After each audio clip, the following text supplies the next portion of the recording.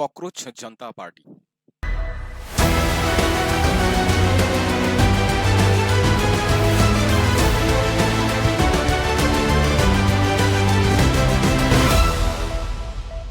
ভাবুন তো, একটি শব্দ থেকেই পুরো ইন্টারনেটে রাজনৈতিক দল তৈরি হয়ে গেল।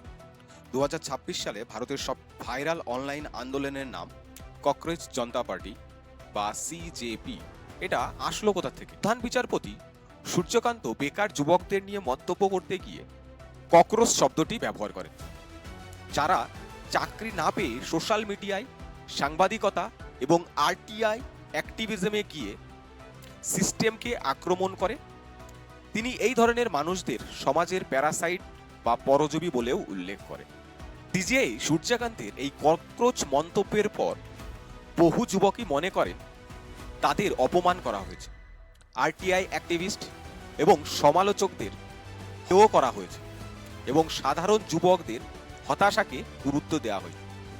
এই ক্ষোভ থেকেই সোশ্যাল মিডিয়ায় মজার ছলে শুরু হয় ককরোচ জনতা পার্টি। প্রধান বিচারপতি তিনি তার বক্তব্যের ব্যাখ্যা দিয়ে 16 মে 2026 সালে বলেন যে তার মন্তব্য দেশের সাধারণ যুবকদের উদ্দেশ্যে ছিল না।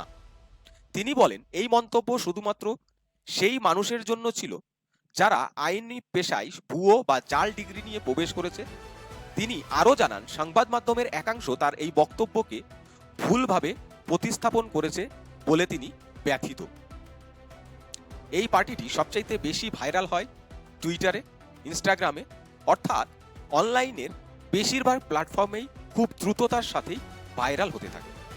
সিজেপির ভাইরাল মিম ও কন্টেন্ট, তার মধ্যে রয়েছে ফেক ইলেকশন পোস্টার, যেমন vote for survival, no job only colony, এক ককরোচ সব পে ভারী, রোজগার দে দো ওয়ারনা কলোনি বানেগি, parasite today voter for tomorrow, এইরকম অনেক ফেক ইলেকশন পোস্টার মিম আকারে ছড়িয়ে পড়তে থাকে।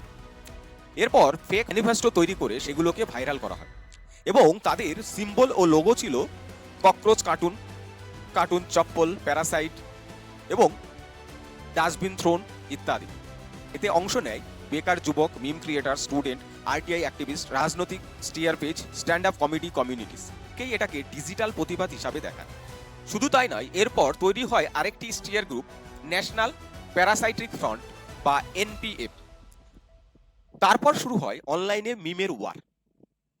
অনেকেই বলছেন যে এটা শুধুমাত্র মিম নয়, বরং বেকারত্ব নিয়ে হতাশা, সিস্টেমের প্রতি রাগ এবং যুবকদের অপমান বোধ। অনেকে বলছেন যে সিজেপি আসলে রুমার বেসড প্রোটেস্ট মুভমেন্ট, অর্থাৎ হাস্য রহস্যের মাধ্যমে প্রতিবাদ। তাহলে আপনার কি মনে হয়, এটি শুধু মজা নাকি যুব সমাজের রাগের বহিঃপ্রকাশ? কমেন্টে জানান আপনার মতামত।